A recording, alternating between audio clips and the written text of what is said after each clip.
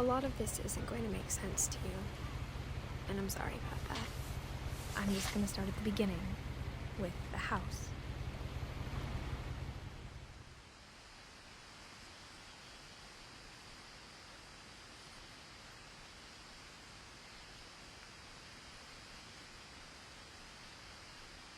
Someone had put up a chain link fence, but it looked like I wasn't the first person to hop it.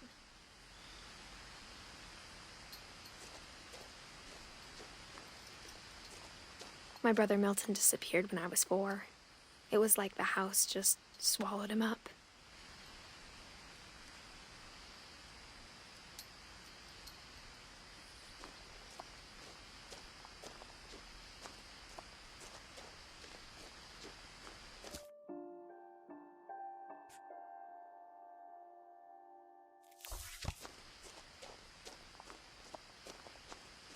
I lived here until I was 11, but I wasn't allowed inside half the rooms.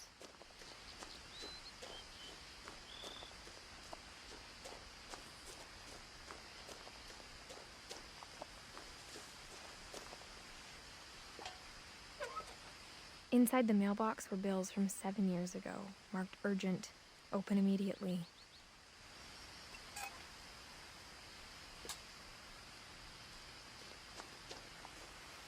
I hadn't been back since my brother Lewis's funeral.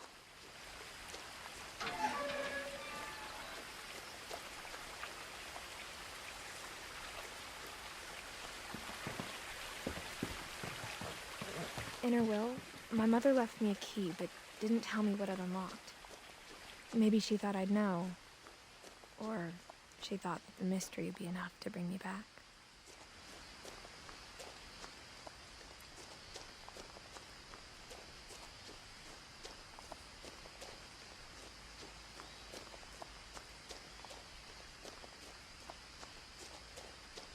No one had driven this way in a long time, but I saw a few hoof prints.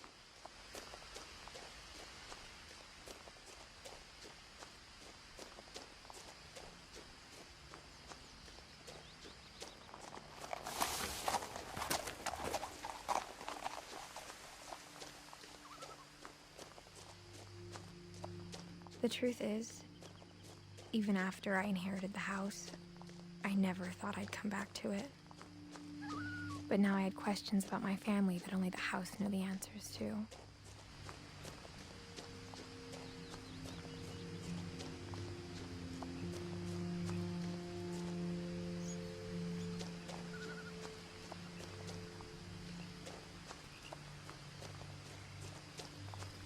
The house was exactly like I remembered it, the way I'd been dreaming about it.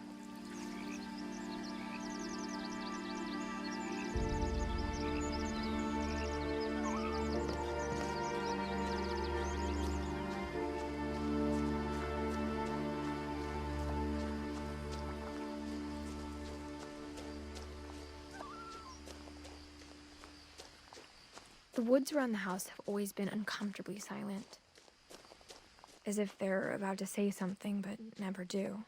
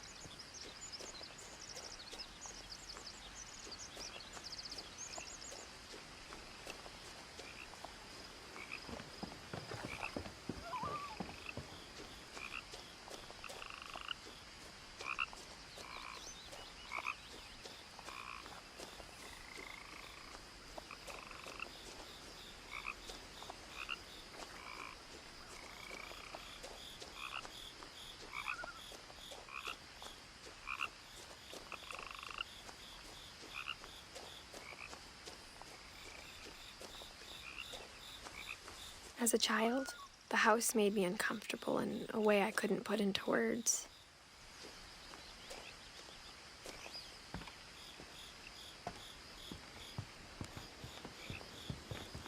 I asked Edie once about the dragon in the pond. She said it had killed her husband. I was 6. It seemed like an odd joke to me, even then.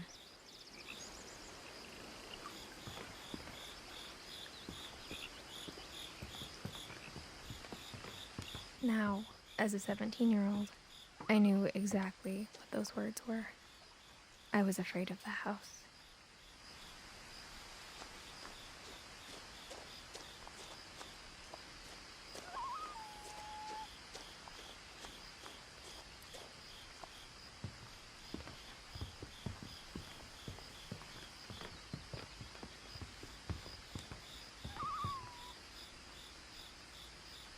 I hoped the key might unlock the front door. It didn't. Looking in, I felt like the house itself had been waiting for me.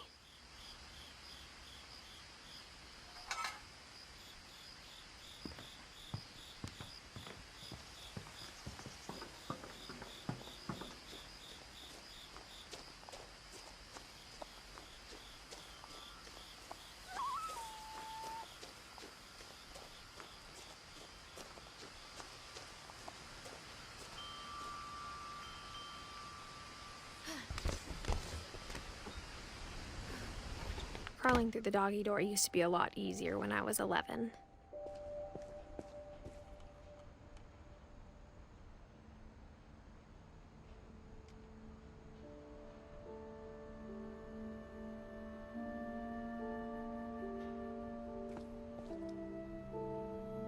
The power had been turned off the night we left.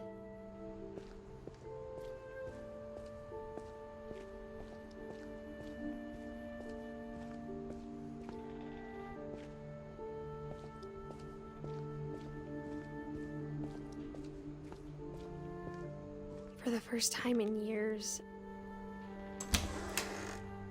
I felt like I was home.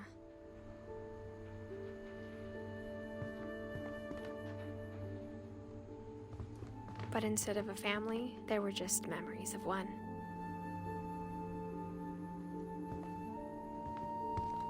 Like how only one restaurant would deliver to our house, so we had Chinese a lot.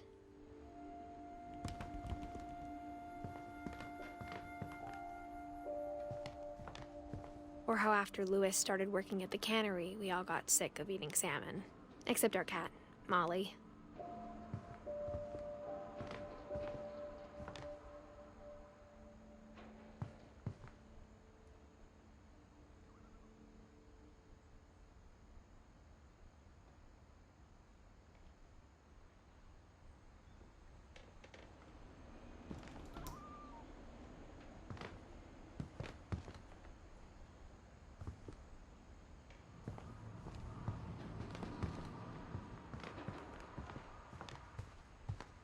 The table was still a wreck from the night we left. My mom was the only one of us who could imagine Great-Grandma Edie living in a nursing home.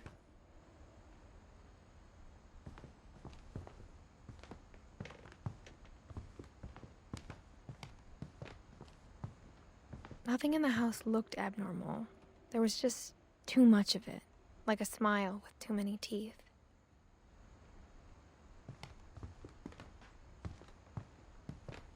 Even the fireplace had a story. Edie told me the bricks came from the original house, after it sank.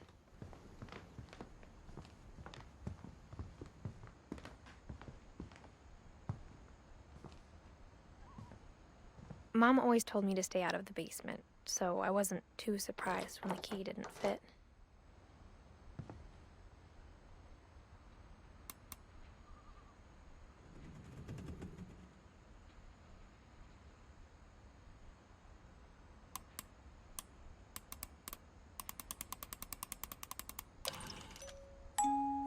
Great-Grandpa Sven built a music box for Barbara, along with the rest of the house.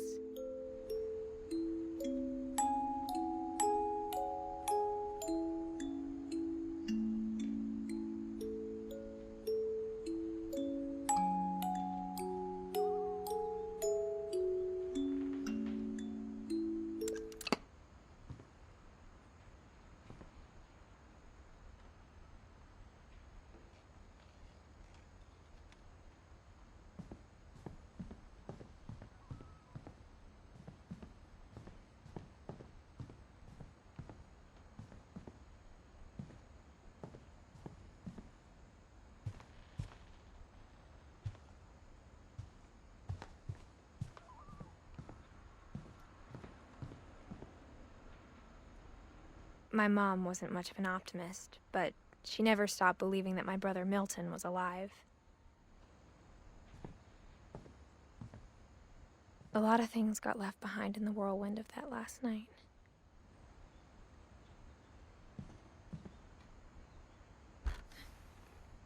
Edie told me once that every Finch who ever lived is buried somewhere in the library.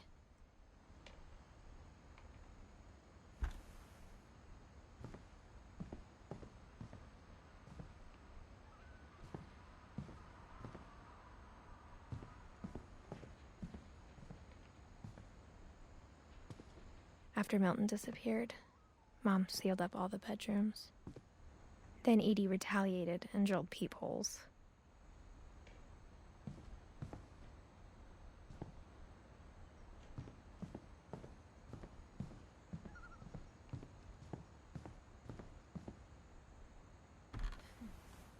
My Grandpa Sam spent 7 years sharing a room with his dead brother, Calvin.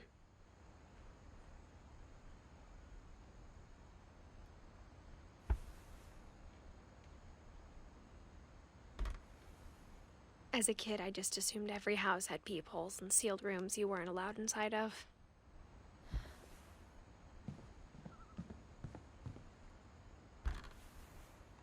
The last time I was in Edith Sr.'s room, I was 10 and she was painting my portrait.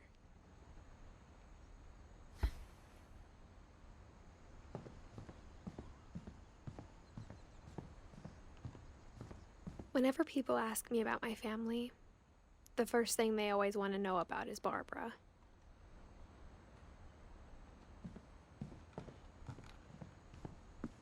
Mom must have locked the third floor stairs on the night we left. Edie's father, Odin, built the original house.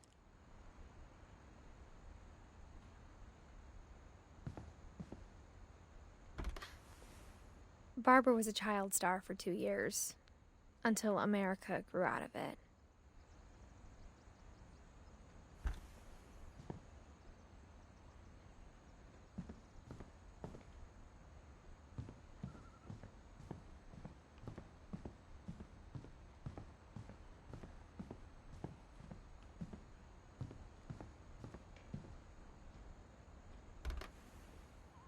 Molly always seemed like a girl I could imagine being friends with, if she hadn't died in 1947.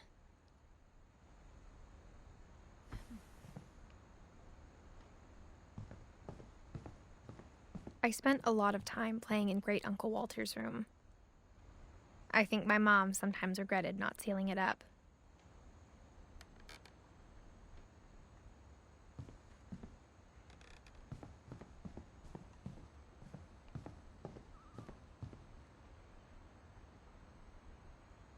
Lewis told me there were secret passages, but I never believed him.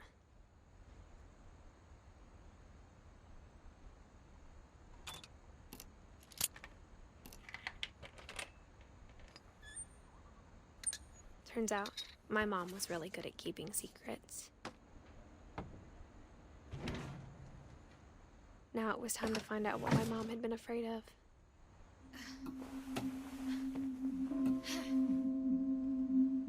From the paintings on the wall, it was clear my brother Milton had been here before me.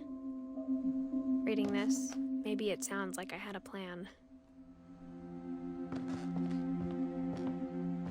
But I had no idea what was behind that door.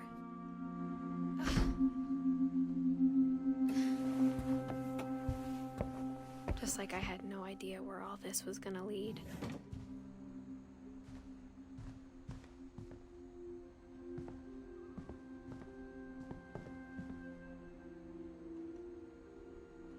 I grew up looking at Molly's room through the peephole.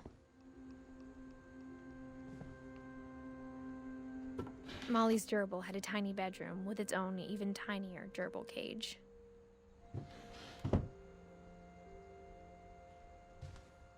Being inside for the first time, I felt like I'd stepped behind a painting.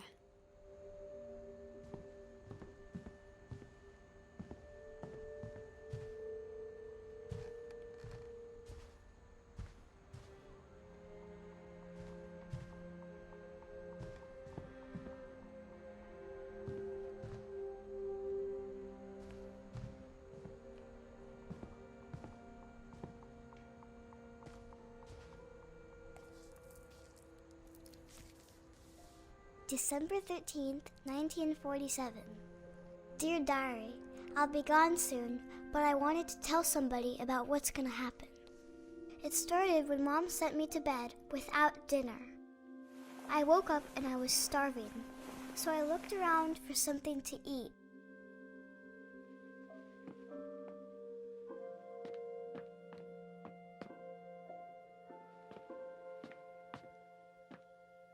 My Halloween candy was all gone.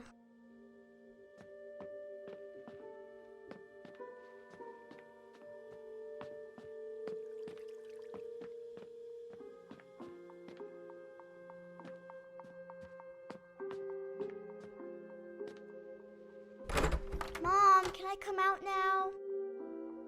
Sweetheart, it's late. Go to sleep.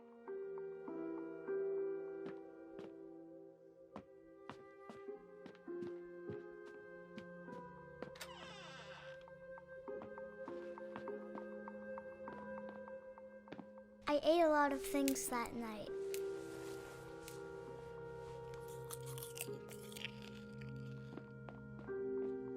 I kept eating and eating.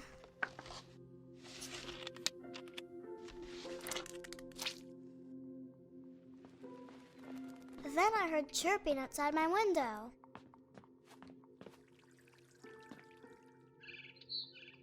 I thought about eating Christopher, but I held back.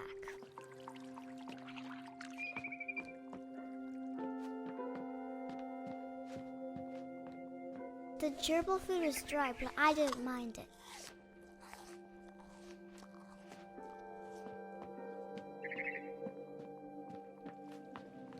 It was a barn swallow going back to her nest. I reached out for her.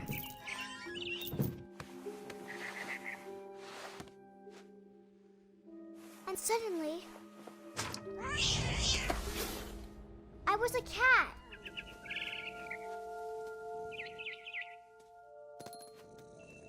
I tried to be quiet, but the bird was really scared.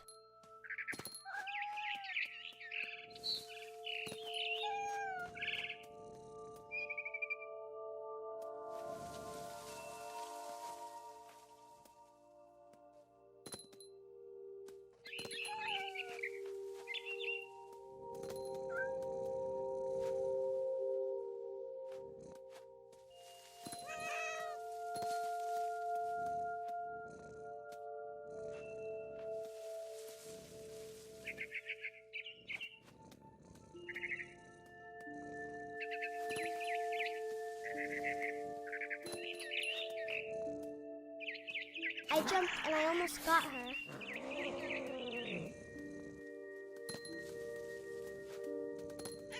I could tell she was getting really tired.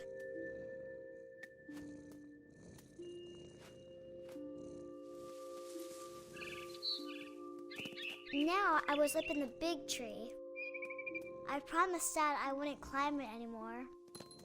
All I cared about was eating that mama bird.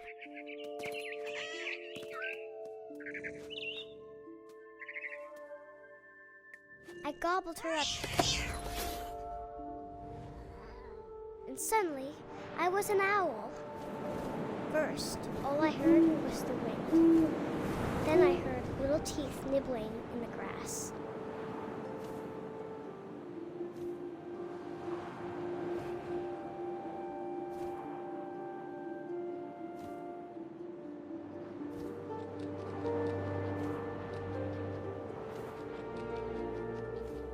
Rabbits.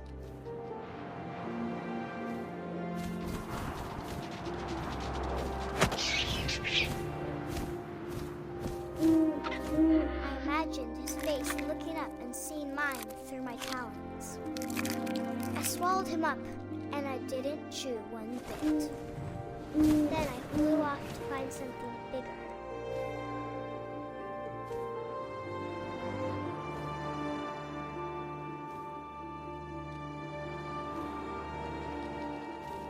A mama rabbit.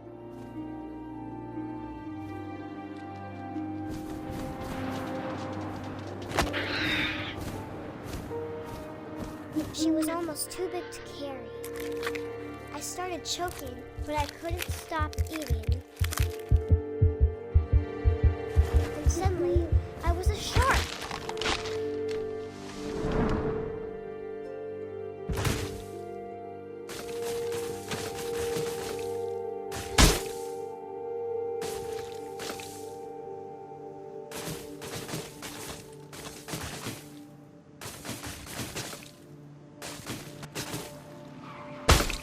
I rolled off the cliff and into the ocean. Now, I was hungrier than ever.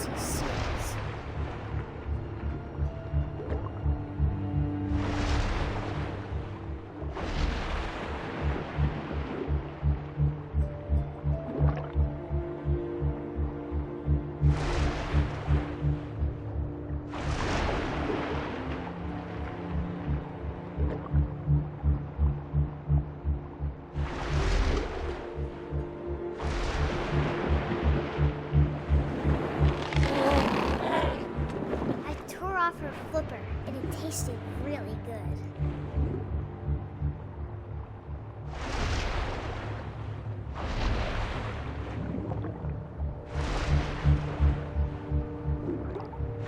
Grabbed on tight, but I was so hungry, I jumped out of the water.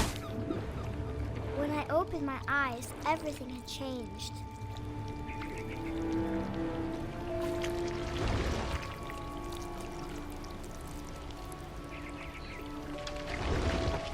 Now I was a monster, and I smelled people everywhere.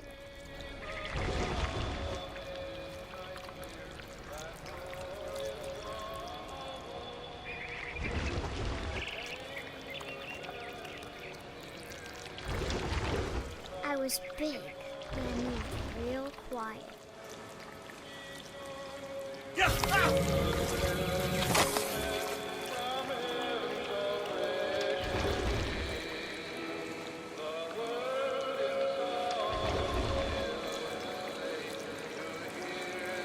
I wanted to stop, but also I didn't.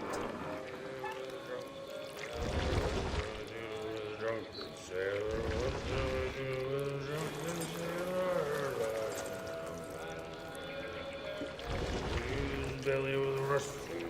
His belly was rusty.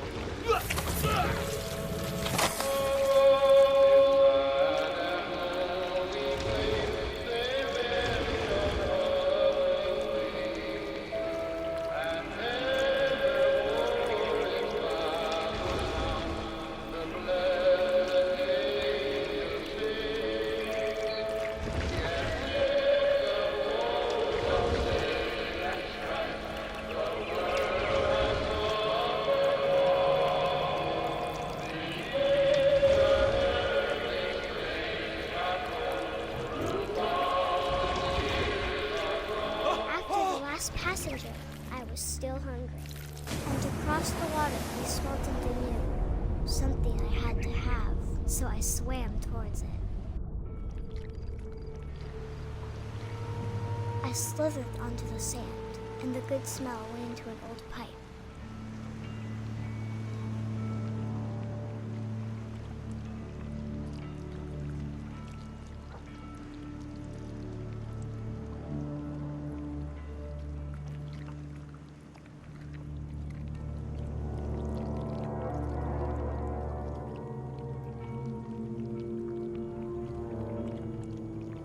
I got closer and closer.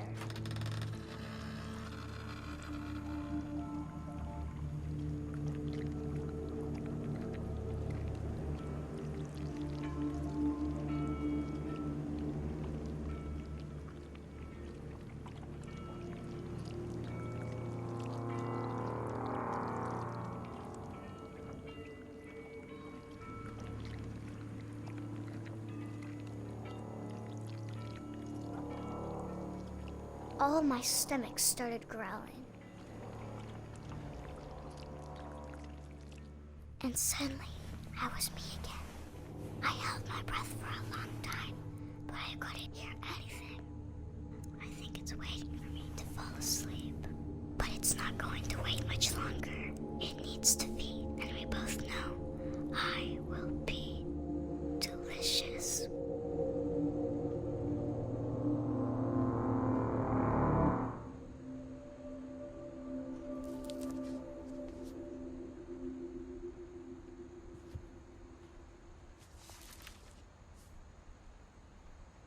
I'm not sure if I believed all of that, but I'm sure Edie would have.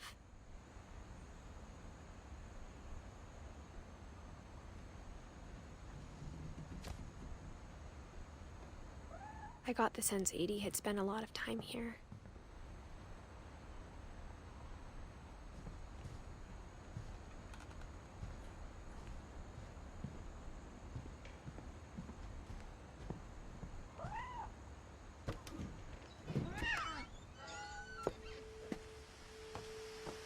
This will be obvious later, but my mom never told me any of these stories. Edie would have, but Mom didn't like bringing up the past. Though, when we adopted a stray kitten, she was the one who named it Molly. I spent a lot of time in Great-Grandma Edie's room. Her room was like a museum.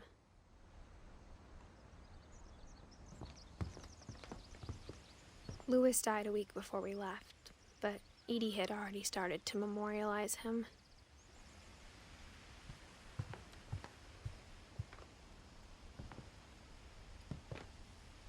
One summer, they evacuated the island, but Edie refused to go.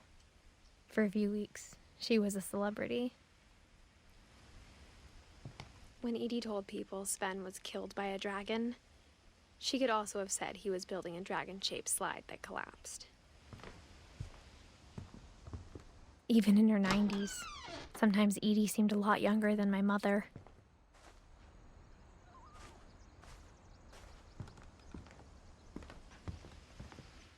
I hadn't thought of myself as Edith Jr. for a long, long time.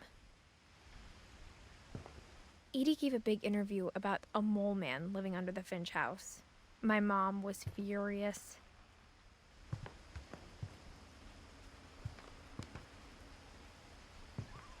Edie knit me a new pair of gloves every year, just in time to replace the old ones.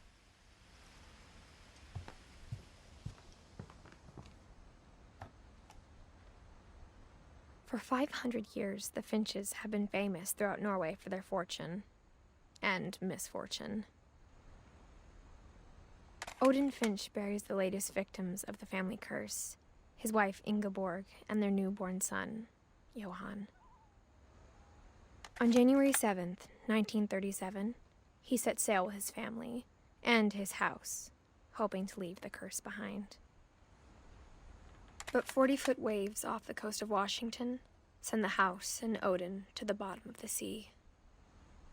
Odin's daughter Edie, with husband Sven and baby Molly, step ashore on their new home, Orcas Island.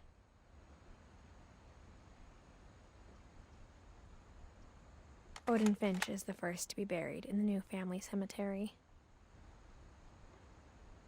His daughter Edie is already dreaming of a new Finch house.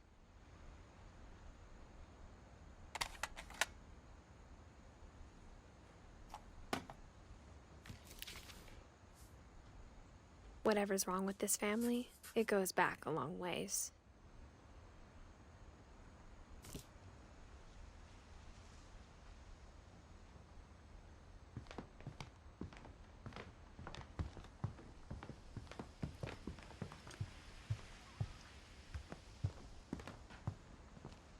The only trace Grandpa Sam's first wife Kay left on the house was the pink bathroom. It was a pretty big trace.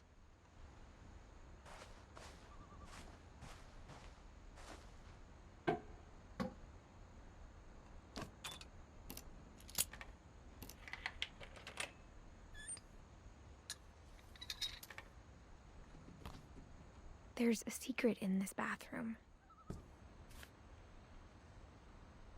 It's in the last place you would look. It isn't in the cupboard. It's hidden in this book.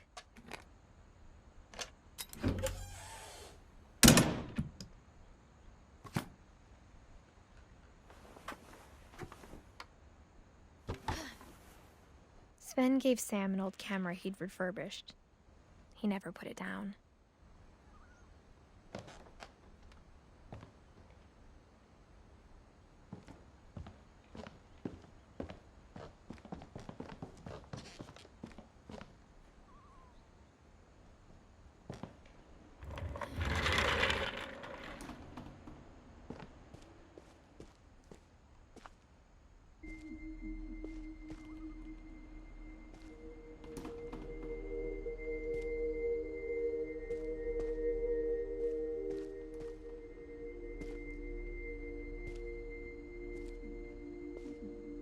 I knew Grandpa Sam had a twin, and that he never talked about him.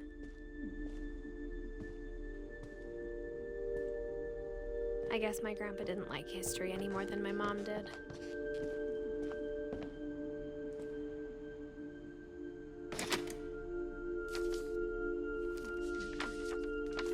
How I Want to Remember My Brother by Sam Finch. The thing I remember is that when he made up his mind, that was it.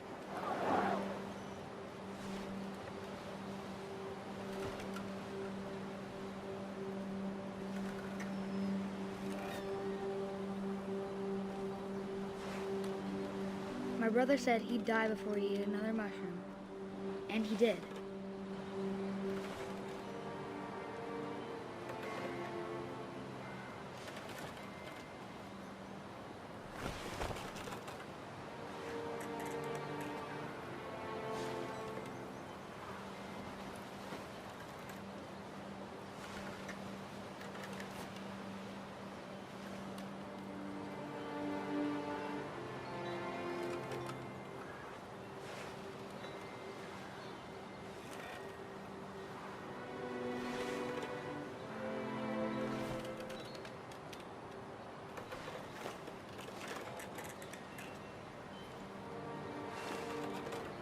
At Barbara's funeral, we swore we'd never be afraid again. And he wasn't. I think Calvin always wanted to fly.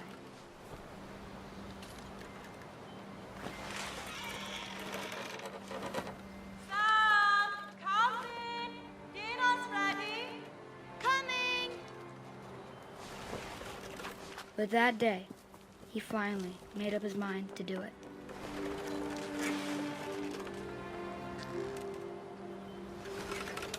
I told him going around was impossible. Maybe if I hadn't said that, Calvin! I'm not gonna tell you again! maybe if the wind hadn't picked up, then maybe he'd still be here. But I doubt it. I think he'd already made up his mind. That's what I want to remember about my brother.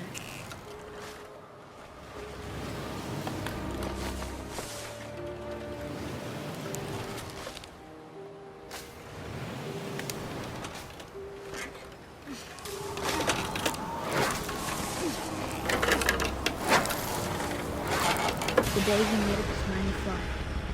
And he did.